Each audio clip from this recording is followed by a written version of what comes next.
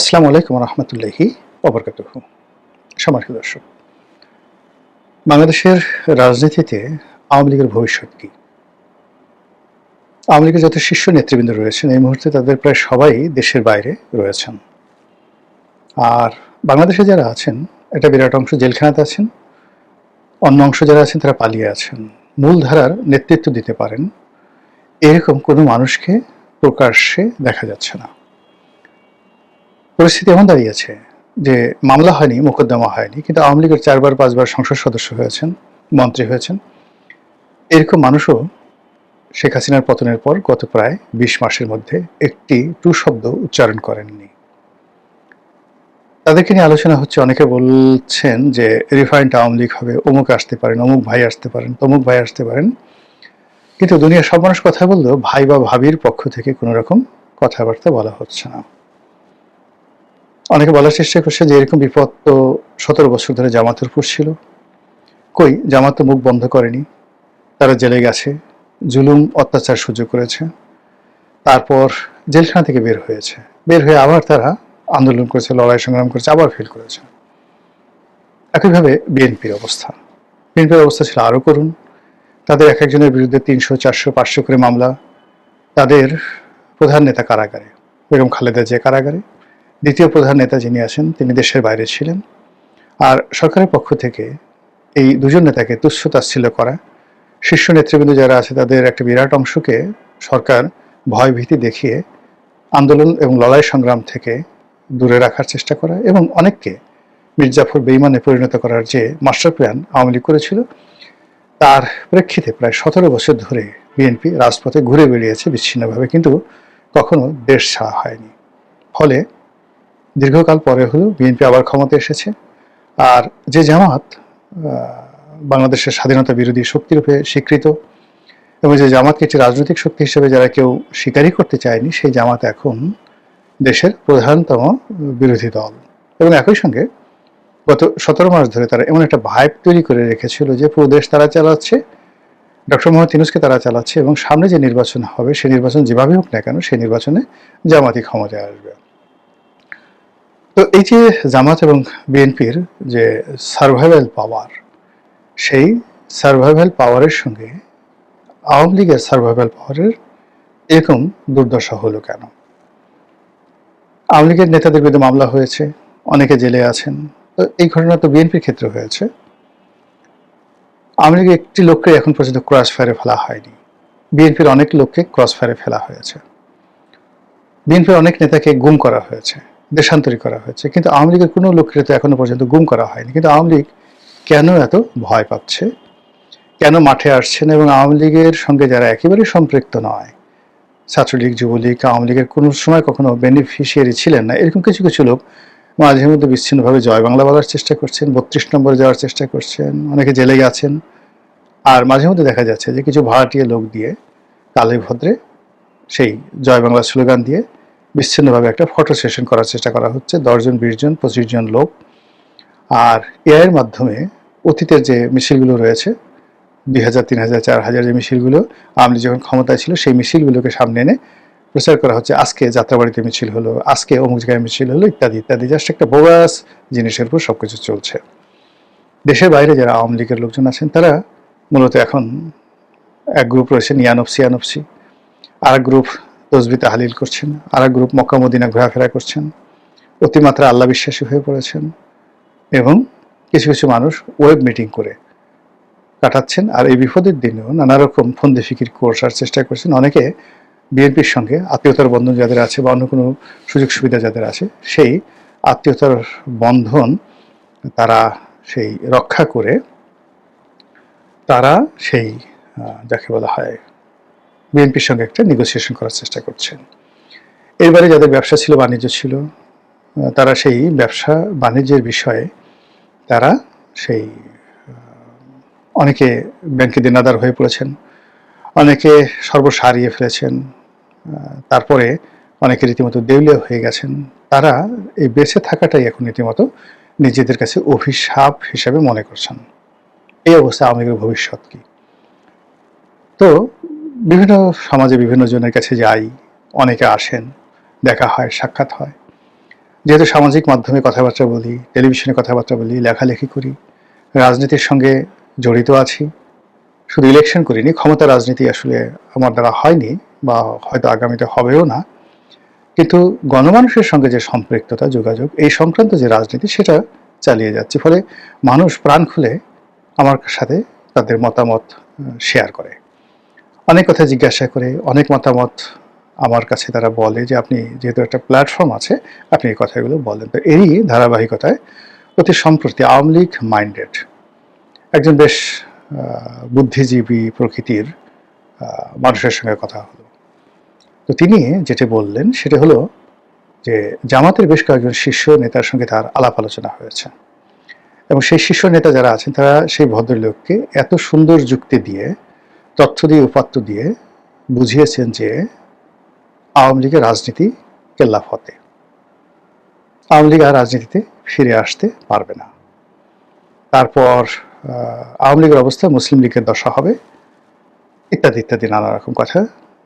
এবং আমি ওনার কাছে ডিটেলসে জিজ্ঞাসা করিনি, নিঃসন্দেহে সেই ভদ্রলোক ইন্টেলেকচুয়াল লেভেলের একজন মানুষ আওয়ামী লীগের, আর তার সঙ্গে জামাতের যাদের দেখা সাক্ষাৎ হয়েছে তারাও লেম্যান নয়, তারা নিঃসন্দেহে জামাতের ইন্টেলেকচুয়াল, এবং তাদের মধ্যে রাজনৈতিক যে আলাপ আলোচনা হয়েছে সেখানে যুক্তিতর্কের ভিত্তিতে এবং রাজনৈতিক যে দর্শন বা পলিটিক্যাল ফিলসফি সেই অনুযায়ী আলাপ আলোচনা হয়েছে।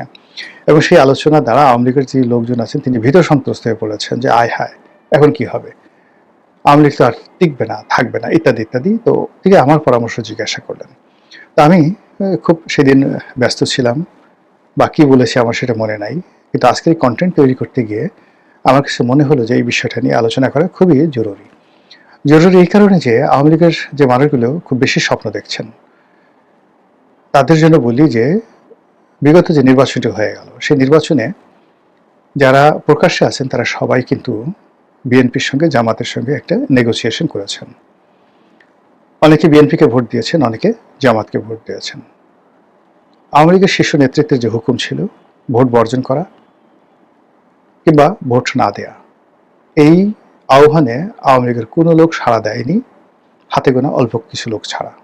বেশিরভাগ লোকই স্থানীয় পরিবেশ প্রতিবেশের সঙ্গে কমপ্লাই করেছে।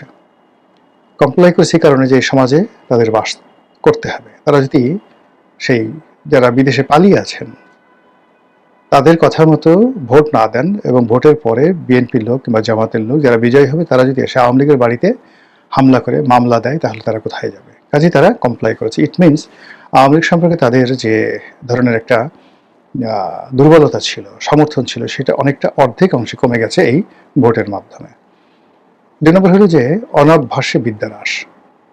দীর্ঘদিন ধরুন আপনি একটা বিষয়ে চর্চা করছেন না, একটা বিষয়ে আলোচনা করছেন এবং একটা আপনার সঙ্গের মধ্যে থাকছেন না, তখন আপনি সঙ্গতের কারণে সেই সঙ্গ থেকে আলাদা হয়ে যাবেন। আওয়ামী লীগ যে একটা আদর্শ, একটা রাজনৈতিক বিশ্বাস কিংবা আওয়ামী লীগের মানে যে স্লোগানগুলো রয়েছে, সবার সমিতি সেমিনারগুলো রয়েছে, এগুলোর মাধ্যমে মানুষ উজ্জীবিত হয়ে সে স্মরণ করে যে আমি আওয়ামী লীগ করি। এটি গত ২০ মাস ধরে চলেনি এবং আগামী ২০ মাস ধরে এই ধরনের কর্মকাণ্ড যদি না চলে তাহলে অনেক মানুষ ভুলে যাবেন যে আওয়ামী লীগ নামক একটি দল আছে, যেভাবে এখন জাতীয় পার্টির অবস্থা হয়েছে, যেভাবে মুসলিম লীগের অবস্থা হয়েছে এবং আরও অনেক পার্টির অবস্থা হয়েছে, সেভাবে আওয়ামী লীগের অবস্থা হতে পারে না হওয়ার কোনো রিজন নেই। এই দুটো কারণ, অনাভ্যাসে বিদ্যানাশ। ৩ নম্বর হলো যে অভিমান। আওয়ামী লীগের নেতাকর্মীদের একটা অভিমান। এখন বাংলাদেশে যারা টিকে আছে তাদের প্রায় সবাই নিরীহ আওয়ামী লীগ। তারা কেবলমাত্র আওয়ামী লীগ করতেন, জয় বাংলা স্লোগান দিতেন, বঙ্গবন্ধুকে ভালোবাসতেন আর শেখ হাসিনাকেও ভালোবাসতেন। তো সেই অর্থে যেটি হলো যে ১৭টি বছর ধরে যারা সারা দেশ লুটপাট করলো, যাদের কারণে আওয়ামী লীগের নেতাকর্মীদের উপর রীতিমতো গজব নাজিল হয়ে গেছে, সেই মানুষগুলো প্রায় সবাই তারা দেশের বাইরে নিরাপদে পালিয়ে গেছে। লন্ডন, আমেরিকা, কানাডাতে যার যার অবস্থার মধ্যে অবস্থান থেকে তারা ভালো আছেন, খেয়ে পড়ে আছেন, বউ বাচ্চা নিয়ে আছেন। যাদের ছেলে মেয়ে গুলশান বনানীতে আছে, বিদেশি স্কুল কলেজ বিশ্ববিদ্যালয়ে পড়াশোনা করে, তারা কেউ খারাপ নেই। কিন্তু যারা বাংলাদেশে আওয়ামী লীগের কোনো সুযোগ নেয়নি গত ১৭ বছরে, তারা কেউ ভালো নেই। ফলে যখন বিদেশে পলাতক অবস্থায় কেউ বড় বড় কথা বলে, হুকুম দেয়, আহ্বান জানায়, এটা করো ওটা করো, তখন তাদের আসলে মেজাজ গরম হয়, অভিমান হয়, কষ্ট হয়। এবং কোনো অবস্থাতেই তারা মানে এই তাদের এই যে পালিয়ে যাওয়া, বিদেশে চলে যাওয়া বা বাংলাদেশে ফেরত আসার যে সাহস না থাকা, এটাকে আওয়ামী লীগের নেতাকর্মীরা সহজভাবে নিচ্ছেন না। এবং এর ফলে যে অভিমান তৈরি হচ্ছে, সেই অভিমানের ফলে আওয়ামী লীগ আগামীতে সার্ভাইভ করবে, রিভাইভ করবে, বড় কিছু করবে, এটা ক্রমশ ক্ষীণ থেকে ক্ষীণতর হয়ে যাবে। জামাতের কথা মতো এই যে নেতিবাচক বিষয়গুলো, এগুলোই হবে। ইতিবাচক বিষয়গুলো কি? ইতিবাচক বিষয় হলো কোনো অপশন না থাকা, যেভাবে বিএনপির ক্ষেত্রে এইভাবে হয়েছে। এবছর মানুষ বিএনপিকে ভোট দিয়েছে, এর কারণ হলো তাদের কোনো অপশন ছিল না। অপশন ছিল জামাতের লোকজন ভোট দিয়েছে, এবং সাধারণ মানুষ চিন্তা করলো যে যদি বিএনপিকে ভোট দেওয়া না হয়, আওয়ামী লীগ মাঠে নেই, জাতীয় পার্টি নেই, তাহলে জামাতের মতো একটি দক্ষিণপন্থী রাজনৈতিক দল যদি চলে আসে, আমাদের দেশও আফগানিস্তান হয়ে যাবে। ফলে যে যার অবস্থানে থেকে তারা কিন্তু অনেকটা বাধ্য হয়ে বিএনপিকে ভোট দিয়েছে। চলমান অবস্থায় বিএনপি যদি ফেল করে, এবং এখন যে অবস্থা তৈরি হয়েছে, এই অবস্থা যদি আরও অবনীত হয়, মানুষজন বারবার শুধু আওয়ামী লীগকে স্মরণ করবে, আর আওয়ামী লীগের সেই পলাতক নেতা যারা আছেন তাদের মধ্যে এক ধরনের সাহস শক্তি হবে, শখসিয়ত তৈরি হবে। তারা মনে করবে তারা সঠিক ছিল এবং বাংলাদেশ তাদের জন্য কাঁদছে, তারা হুট করে একদিন সদল বলে বাংলাদেশে চলে আসতে পারে। It will be an accident, just like Tarek রহমানের মতো। তারেক রহমান সাহেব এই যে 25 তারিখে, ডিসেম্বর মাসের 25 তারিখে অল অন এ সাডেন তিনি যে চলে এলেন, তিনি নিজেও ভাবতে পারেননি 23 তারিখে 22 তারিখে যে তিনি এইভাবে চলে আসতে পারেন। তো তিনি চলে এসেছেন। তো এইভাবে শেখ হাসিনা চলে আসতে পারেন। বাংলাদেশে তো অসম্ভব বলে কোনো জিনিস নেই। এই কদিন আগে আইসিটি কোর্ট, সে কি দাপট! এখন আবার দেখা গেল কোর্টের যারা প্রসিকিউটর, তারা তাদের অনেকে খুঁজে পাওয়া যাচ্ছে না। আমাদের এই দেশে আসলে ক্ষমতা যেতেও দেরি লাগে না, ক্ষমতা হারাতেও দেরি লাগে না, জেলখানা যেতেও দেরি লাগে না, আবার সিংহাসনে বসতে দেরি লাগে না। ডিজিএফআই এর সেই ডিজি মামুন খালেদ, তিনি গ্রেপ্তার হয়েছেন। কল্পনা করা যায় এর আগে আরো অনেকে ডিজিএফআই কর্মকর্তা তারা এই মামলায় পড়েছেন, জেলে গেছেন, চাকরিচ্যুত হয়েছেন, কিন্তু তারপরে ওই চেয়ারটায় বসার পরে তাদের মধ্যে এক ধরনের উন্মাদনা তৈরি হয়ে যায়। এবং সে শুধু ডিজি নয়, যে কোনো ওখানে একজন ক্যাপ্টেনের পদের কর্মকর্তা গেলেও সে নিজেকে দেশের রাষ্ট্রপতি মনে করে। তো আবার যখন চাকরি চলে যায় বা ওখান থেকে ট্রান্সফার হয়ে যায়, তখন আর তাদের সেই ভাবসাব থাকে না। আমাদের রাজনীতির ক্ষেত্রেও তদ্রূপ। এখন এই রাজনীতিতে যারা মন্ত্রী হয়েছেন, এমপি হয়েছেন, তারা যে মাস তিনেক আগেও দুর্দশার চরম মানে যাকে বলা হয় অতলান্তে ছিল, এটা তাদেরকে দেখে বুঝতে পারবেন না। তো কাজেই আওয়ামী লীগ যত দুর্দশাগ্রস্ত থাকুক না কেন, পরিস্থিতি যদি তাদের অনুকূলে চলে আসে, অলনে ছাড়ে দেখবেন তারা হালুম করে রয়্যাল বেঙ্গল টাইগারের মতো ফেরত আসতে পারে। তো সেই ক্ষেত্রে যেটা আছে যে অপরচুনিটি, একটা সুযোগ তাদেরকে আবার ফিরিয়ে আনতে পারে। তারপর বর্তমান সরকারের ব্যর্থতা তাদেরকে ফিরিয়ে আনতে পারে। আর এর বাইরে এনি অ্যাক্সিডেন্ট, যে কোনো রাজনৈতিক দুর্ঘটনা, সেটা কিভাবে কোন ফর্মে হবে জানি না, এটা হওয়া খুব স্বাভাবিক এবং এটা হওয়ার সম্ভাবনাও প্রচুর রয়েছে। তো যে কোনো দুর্ঘটনায় যে রাজনৈতিক শূন্যতা যদি তৈরি হয়, সেই শূন্যতা পূর্ণ করার ক্ষমতা এখনো পর্যন্ত একমাত্র আওয়ামী লীগের আছে, এর বাইরে অন্য কোনো দলের নেই। সেক্ষেত্রে আওয়ামী লীগের ফিরে আসার সম্ভাবনা আমি এইভাবেই দেখছি। মহান আল্লাহ আমাদের সবাইকে হেদায়েত দান করুন এবং হেফাজত করুন। আসসালামু আলাইকুম ওয়া রাহমাতুল্লাহি ওয়া বারাকাতুহু।